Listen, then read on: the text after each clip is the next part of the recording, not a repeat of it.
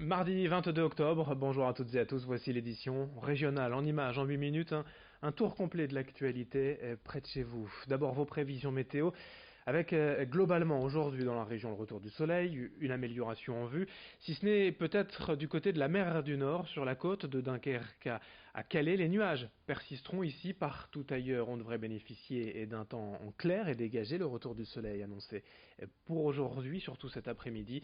Quelques rares voiles nuageux sans conséquence, les températures elles sont stables de 13 à 15 degrés du littoral à la métropole lilloise. Les prévisions météo complètes après cette édition.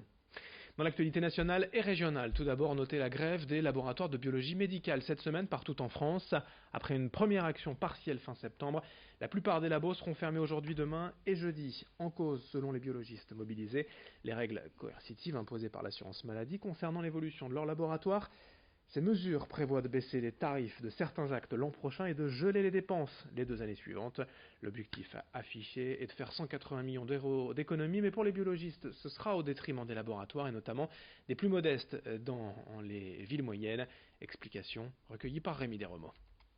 Et l'assurance maladie veut nous imposer un objectif à 0% pour les 3 prochaines années, c'est-à-dire interdiction d'augmenter notre activité et en plus, avant d'appliquer cette non-progression, une diminution de notre enveloppe.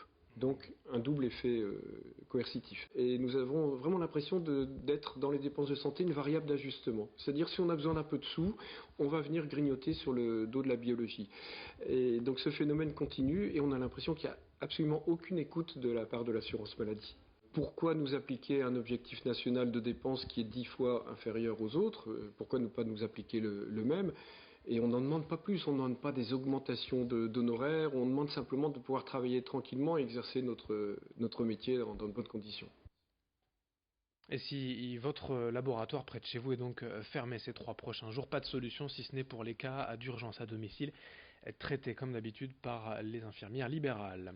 Dans l'actualité également, après la signature de la convention TER aux Hauts-de-France et de nouveaux horaires, de nouvelles lignes mises en place le 15 décembre, on vous en parlait hier. Voici également la galère et le ras-le-bol des usagers du TER près de Lille dans les WEP. La RN 41, la voie rapide d'accès à Lille, est constamment saturée le matin, si bien que la solution la plus rapide pour rejoindre l'agglomération, c'est le train quand tout va bien. À Sante, les voyageurs se disent délaissés par la SNCF et dénoncent de plus en plus de retards, de pannes et d'annulations à l'arrivée d'importantes difficultés pour aller au travail chaque jour.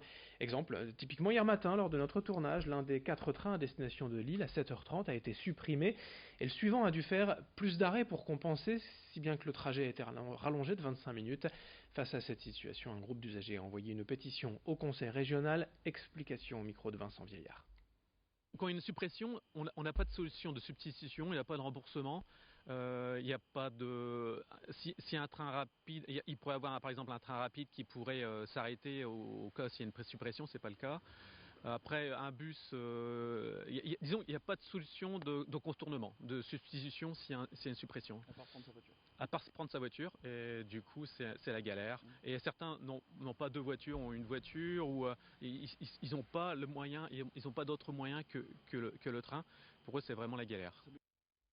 Et d'autres usagers ailleurs dans la région évoquent de mêmes difficultés et nous ont contactés pour évoquer également leurs inquiétudes, leurs craintes quant à ces nouveaux horaires et ces nouvelles lignes mises en place le 15 décembre. On ne manquera pas d'en reparler d'ici là. Voilà 30 ans de coopération transfrontalière entre le département du Nord et les provinces belges du Hainaut et de Flandre occidentale. 3 décennies de collaboration et de développement économique, malgré une frontière qui s'est depuis largement ouverte. L'anniversaire avait lieu hier à Roubaix avec les gouverneurs des provinces belges et le président du conseil départemental du Nord, réunis pour signer des protocoles d'accord de coopération futurs concernant l'enfance, la jeunesse, l'éducation, la formation, la santé, mais aussi et surtout l'emploi et l'insertion, car on le sait, on l'a déjà dit ici même, la Belgique a besoin de main-d'œuvre et le Nord peut lui en fournir. Explication au micro de Rémi Desremeaux. Ça représente la prise de conscience d'un territoire commun, qui est le territoire effectivement de notre département, de notre région, et puis en face, chez nos amis belges, de la Flandre et du Hainaut. C'est beaucoup de réalisations qui ont été faites, des réalisations en matière culturelle, mais aussi des réalisations en matière économique.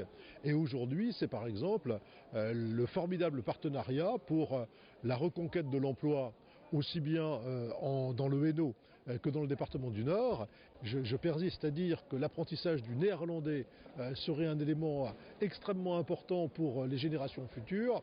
L'éducation nationale manque encore sur ce plan d'initiatives, de moyens pour faire en sorte qu'on donne le maximum de chances à nos jeunes. Et le maximum de chances, c'est aussi dans cette coopération linguistique qu'il repose.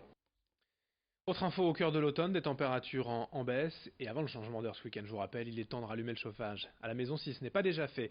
Attention tout de même, comme chaque année, au monoxyde de carbone. Ce gaz incolore et inodore est responsable de dizaines d'accidents dramatiques chaque hiver dans la région à cause de chaudières ou d'appareils de chauffage mal entretenus. Pensez donc à bien faire vérifier votre installation avant l'hiver. Et voici aussi quelques conseils de prévention avec Corentin Job de l'APA, l'Association pour la prévention de la pollution atmosphérique, l'invité d'Idil Gunaï en plateau.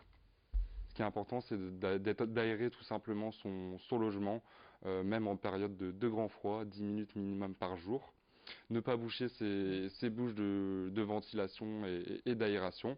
Et surtout aussi respecter les préconisations des fabricants concernant l'utilisation de ces appareils de chauffage.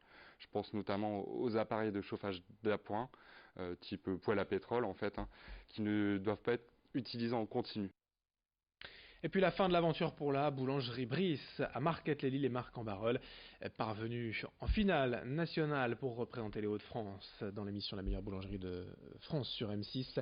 Maxime et Marion se sont arrêtés en quart de finale, simplement vaincus par une quiche lorraine. Lors de la première épreuve, hier soir, les nordistes ont surpris le jury, ont reçu le coup de cœur de Norbert et de Bruno en réalisant un petit déjeuner avec une brioche à base de fraises. Ce produit sera d'ailleurs présenté dès aujourd'hui à la boulangerie, mais l'épreuve suivante, la fameuse quiche lorraine, leur a été fatale. Malgré la défaite, les deux boulangers, frères et sœurs, sont ravis de l'expérience qui leur a donné de nouvelles idées de création. On écoute Maxime Brice au micro de Florine Curec. Un petit peu déçu forcément, mais pas tant que ça. L'objectif était atteint, on voulait absolument, il faut quand même savoir qu'on était quand même 5000 à la base. On finit premier des Hauts-de-France, on arrive en quart de finale, donc c'était quand même un gros challenge. Donc non, l'objectif est plutôt rempli quand même. On a eu des grosses retombées, les gens sont vraiment très contents, ils passaient devant tout le temps en fait avant et ils pensaient pas que c'était artisanal et aujourd'hui ils s'arrêtent et ils sont nombreux à être conquis je pense, enfin en tout cas on espère. Allez, fin de cette édition régionale, à suivre vos prévisions météo, d'autres infos en images jusqu'au prochain quart d'heure et un nouveau journal. Très bonne journée à toutes et à tous.